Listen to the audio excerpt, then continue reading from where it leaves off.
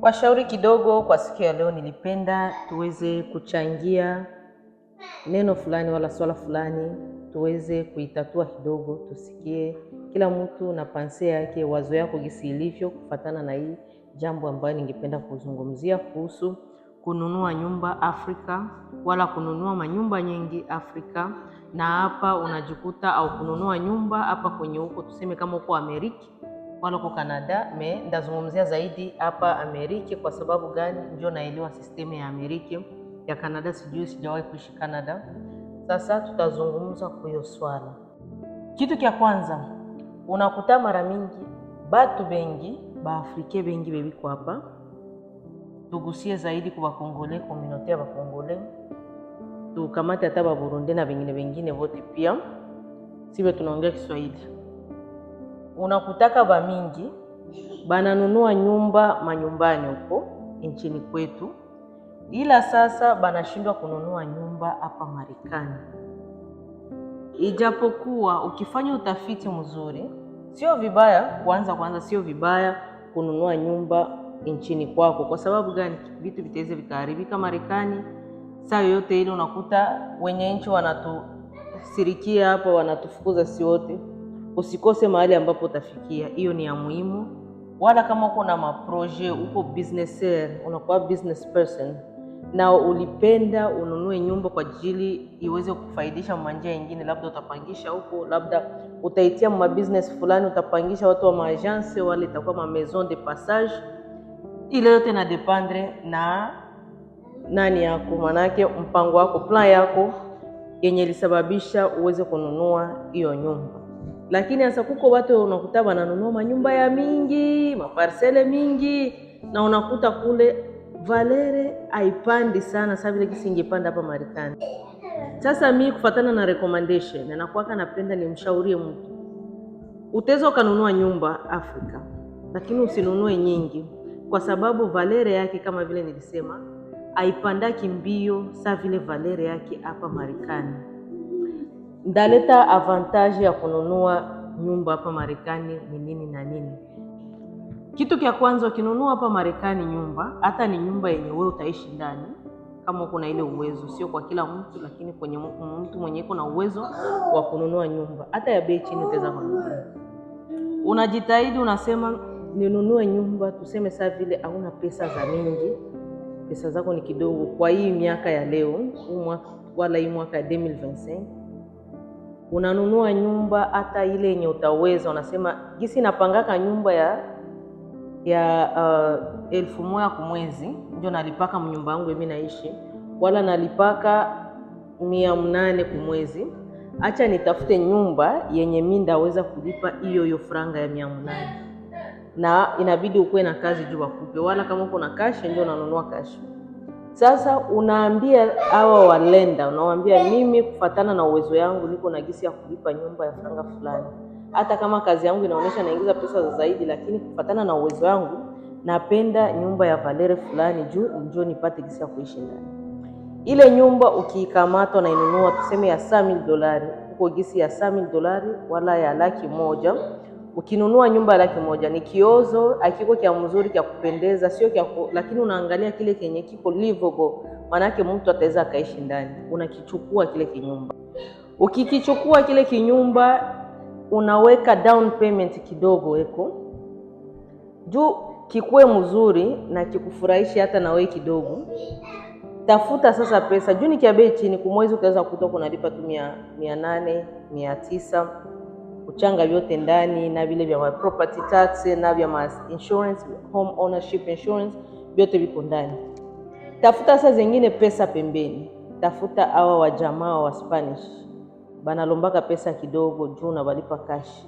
Unawalipa pesa kidogo, unawaambia wakutengenezee kama ni choo juu choo zaidi bathroom, njoo inakuwa napandisha value ya nyumba, inakupandishia valere ya nyumba. Ilikuwa kusamile juu ulitengeneza choo tu vizuri, ulitumia kama ni 2000 kufatana na ukubwa wa choo yako na wenye utabadilisha ndani. Unaitengeneza iko ya kiana tu kama vile ya sasa, unamlipa huyo Spanish kama ni 2000 na ni 3000, anakutengenezea nani choo yako vizuri. Chukua mafiga pia. Kama kabati zimeharibika, badilisha utie kabati mpya.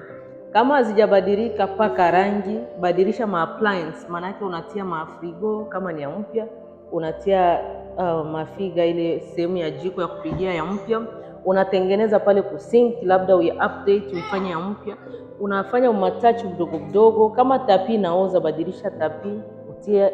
Nyumba zinanunuliwa zaidi kubei mzuri, wala watu wengi wanapendaka ni zenye ziko ndani hii hardwood floor, wala hii floor unakutaka iko sa vile na mbao.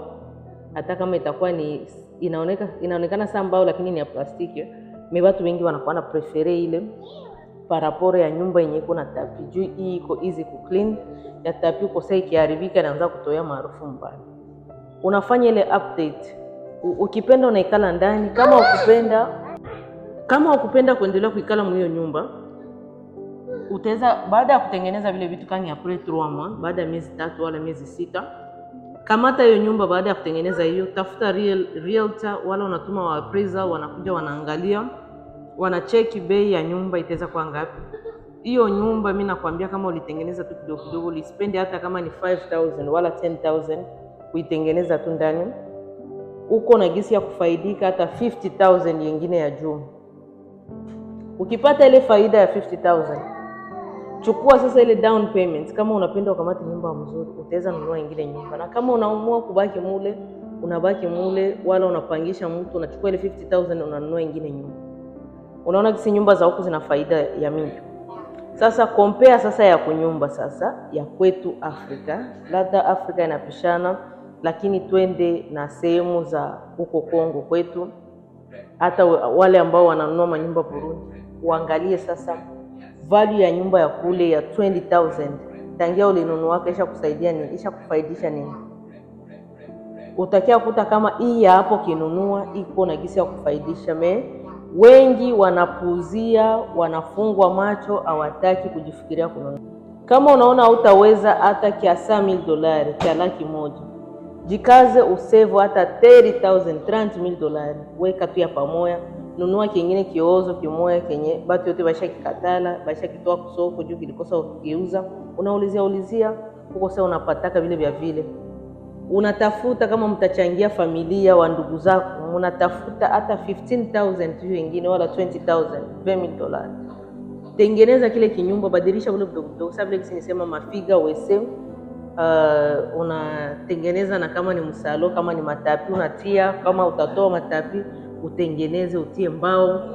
Fanya hivyo gisi unaona gisi itapendeza, paka rangi ndani na nje, kitie kubei, kitie kumarshe pale, ukiuzisha utaona gisi kitakufaidisha ingine pesa za yulu, na unakia kuta unaanza ona faida mingi. Utasahau zile business za mingi zenye zisha kuombesha za Afrika.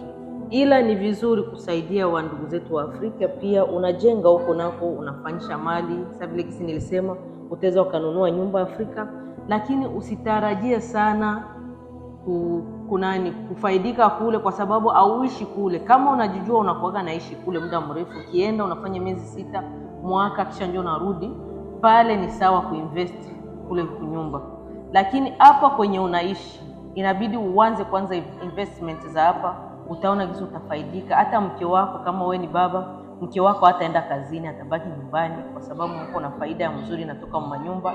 Uliza watu wengi ambao wanafanya hizo business za buy, bananunua nyumba ku wholesale, bei ya rahisi ya kurangulisha, na kisha wanaiflip, wanaitengeneza. Maana yake wanatengeneza kila kitu, banairudisha tena kwa marshe, banapiga bei pale. Nyumba ilikuwa ku 80,000, banaisha hata ku 60,000 inakia mfaidisha. Kama ni mafaida hata ingine ya 80,000, kuko hiyo possibility kufuatana na gisi unatengeneza nyumba.